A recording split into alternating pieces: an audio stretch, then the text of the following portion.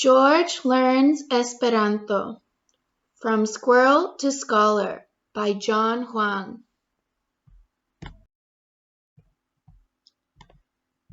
John Huang is a businessman and also a father. He lives in Halifax, Canada with his family. John is a friend of humans and animals, even wild ones.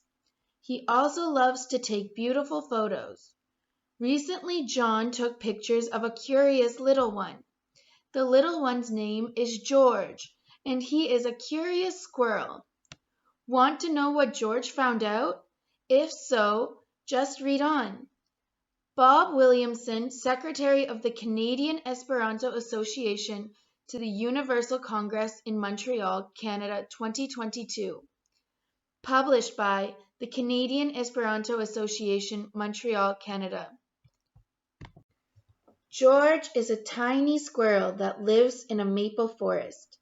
Every day he explores and plays among the trees and on buildings. How fun! George likes to eat peanuts. He also likes to walk or sit on the wooden path. He speaks squirrel's tongue. In winter, George enjoys snow. Chee chee chee. George has beautiful houses. He likes to jump between them. His friend Anna is a beautiful blue jay. He has his own car. Look at him go. Every day, George greets the maple flag of the maple country. He greatly admires the flag. He likes to play with Anna. I found you. George loves photography and uses professional cameras to take photos. These might be a little too heavy for him, though. I have to switch to manual focus. George ran madly over the house to take a selfie, but the camera took the photo before he reached the other roof. He tried again and succeeded. Set timer.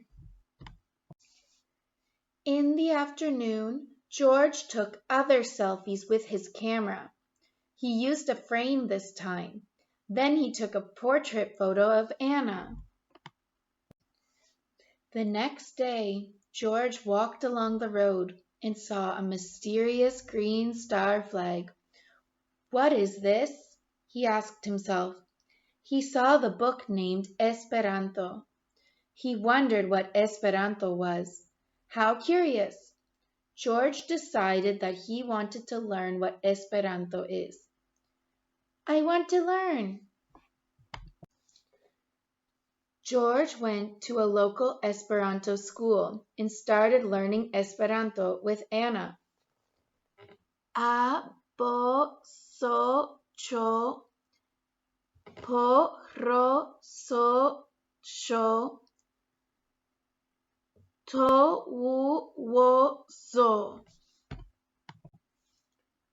George got a new book at school, 1,000 First Words in Esperanto, and started reading. He looked at the beautiful pictures first, of course. Then he immediately began to read. George opened the book and began to explore. Within 10 minutes, he found the word "siuro," which means squirrel. What a wise squirrel! Here! George also got an old used book, Complete Illustrated Dictionary of Esperanto. He looked and wondered, what a great dictionary! George opened the dictionary. He wanted to find the word "siuro" in it. His Esperanto teacher Joshua, the redbird, came to help him. Joshua told George that he must first find the letter so. So, mo, no. Here is so. Later, Joshua spelled the word "siuro," letter after letter. So, i, u, ro,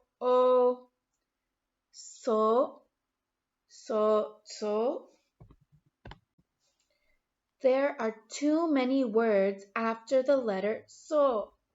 George complained and continued to search, letter by letter. What hard work, he murmured. What hard work? E. Is it scholar? No, but almost there. Am I not a scholar? Finally, George found the word sciuro on page 1013. He happily marked it with a maple leaf, and Joshua rewarded him with a peanut. So, I, u, ro, o. Yes! George immediately ran to tell the good news to his friend Rabbit Mark. Anna also enjoyed it a lot. She fluttered her wings to celebrate. I know how to use a dictionary. Congrats! Seeing that Anna had come, George tried to teach her how to use the dictionary to find the word birdo, which means bird. After a similar effort, Anna also found the word birdo with the help of George. Bo, boi, boiro, birdo.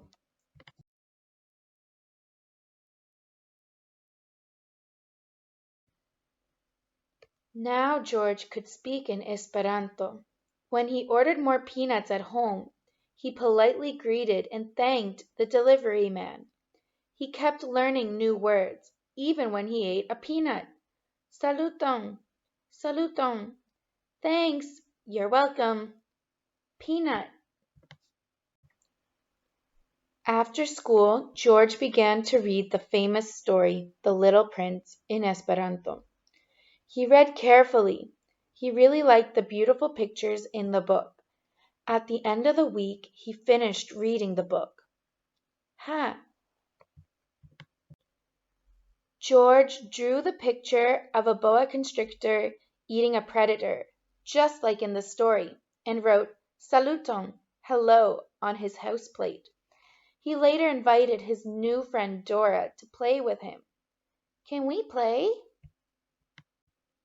The next day, George climbed the globe. He found Nova Scotia, which is his hometown. Where is my home? Nova Scotia.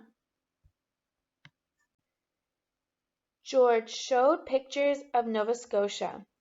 Then he found Montreal on the Esperanto map of the world and heard the news that the Universal Congress would be held in Montreal. The Universal Congress will be in Montreal. The next week, George got on a bus and began his trip to Montreal to attend the Universal Congress. Anna followed him in another car. On the way to Montreal, George saw a ship, Esperanto, on the sea, and stayed in a beautiful Esperanto hotel, the Green Star. He ordered an avocado nut for dinner. The next morning, George took a map and looked at it. He saw a dreamland called Esperanto on the road ahead. He looked through the binoculars and found it. He skied there curiously. The dreamland George found was a snow-covered Esperanto land. Here everyone spoke Esperanto. He met with an eagle, a horse, and a snake. I am a squirrel. I am a horse. I am an eagle. I am a snake. George played with the snake and the rabbit and ran away.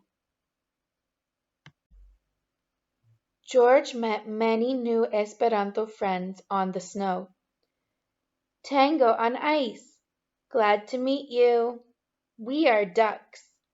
I am a lobster. It was his first time seeing a gull. A starling appeared from the icy branch of the tree. "I'm a starling." "I'm a gull." "I am a goose." Later, George became acquainted with the northern cardinal bird and the crow. A snowy owl who spoke Esperanto also came. What a smart snowy owl, George thought, and he drew a picture of the snowy owl. "I am a cardinal bird." "I'm a crow." "I'm a snowy owl." "I drew you." George recognized the wonderful doll and hugged her. Anna also chatted with her. "It's snowing." "Yes." With the magical power of Esperanto, George found an Esperanto restaurant named Romeo. George got his favorite food, the walnut. "Romeo restaurant?" "Yes." For the first time George saw a pineapple. "It's too big for me," he thought. Surprisingly, George even found a can of beer and peanuts. It was Christmas Day, and George received luxurious gifts from Santa Claus. He got peanut butter chocolate, an avocado kernel, and a fancy crystal ball. He enjoyed the peanut and smiled. After staying in Dreamland Esperanto for 3 days, George decided to continue his trip to Montreal. This time he drove the bus himself and slept a little in Quebec. Anna followed him. "Follow me." "Wait, I am driving." Anna followed George. George was hungry and ate a peanut at noon. Finally he arrived to Montreal. He immediately jumped off the bus and ran to his new house. George moved into a decent house with a green star on the wall. For him it was a very nice residence. He put a mask on the house to fight against the COVID-19 virus. Wear a mask. George bought a closet for his house. He wondered, "Who's the squirrel in the mirror?" Joshua told him, "It is you." "Who is this?" "It's you." George took pictures in Montreal. Afterwards he checked what food could be bought locally and thought about dinner. On Sunday, George and Anna visited the Montreal Chinatown and bought some Chinese artwork. He learned a Chinese phrase, "Ni hao," which means hello. "Ni hao." I like the lion. George bought more Esperanto books. He learned more Esperanto words. George said, "Welcome to Canada. Talk to me in Esperanto. Play and learn with me in Montreal." Welcome to Montreal. Gradually George built up a small Esperanto library. From the books George learned Chinese board games, such as Go and Five in a Row. Go. Do you want to play Five in a Row? In Montreal, George even learned how to use a computer and the internet to learn how to fight coronavirus with a tank. Virus! I will kill Omicron! On Saturday, George licked some peanut butter. He saw an Esperanto film, Metaverse, on VR and sang The Hope with guitar. He set up the radio squirrel and broadcasted it to the world. Metaverse, radio squirrel, in the world comes new feeling. George also learned painting. He drew a picture of two kittens in front of his house. On Monday, George and Anna played tennis. Anna was very happy, and she brought peanuts for dinner. On Tuesday, George took care of his car and plane and planned to go on more trips with Anna. George planned to travel. He found his way to Newfoundland. He wanted to meet puffins there and see the iceberg. Then George made a plan on the Esperanto map of the world. He wanted to travel to Europe, Africa, and Asia. George wanted to travel from Esperanto land to the whole world. George wanted to go to the South Pole and North Pole. Eventually, George wanted to leave the Earth and fly to the moon. It was snowing again. George understood that it was a beautiful dream in which he went to Esperanto Mars. He was proud of the progress he had made in Esperanto. George now felt that he was not only a squirrel, but also a scholar. Anna admired him a lot. "I am a scholar." "He deserves it, do I?" "Actually, I am an Esperanto scholar," he added. Anna completely agreed. "Yes, you are right. I'm an Esperanto scholar." Finally, George let out sharp cries in Esperanto. "Gis, gis, bye bye, gis." Postscript: How I Met George. On August 9, 2021, we had an unexpected guest in our house. My daughter named him George. He asked for food. We gave him peanuts, and he was very happy. Since then, he has visited us almost every day, and we have become good friends. He trusted us and was not afraid of us. We also gave him peanuts when he came. Gradually, I had a photographic idea and started taking photos of him. George was very smart and curious. He wanted to explore everything I had given him. To reward him, I always hid a piece of peanut somewhere in the toys for him to look for. So every day I came up with a story and put it on my Facebook.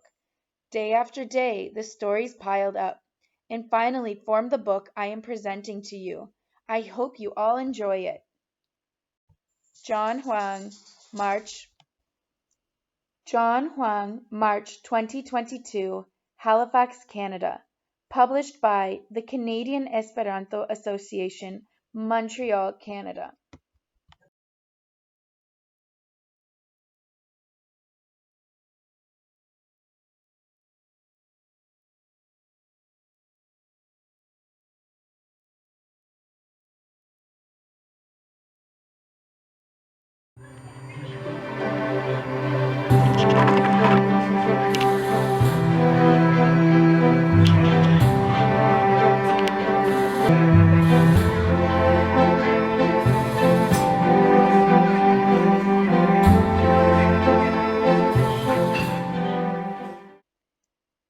Voice contributors: Esperanto: James Bridge, Eric Pedersen, Raymond Labelle, Yves Bellefeuille, Merle Haltredge Matt.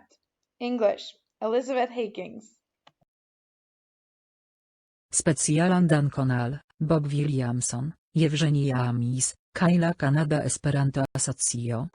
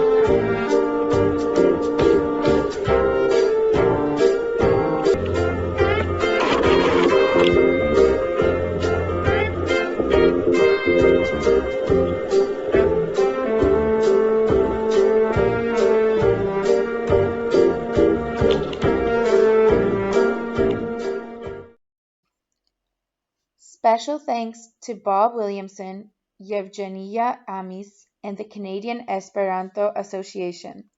Thanks for reading!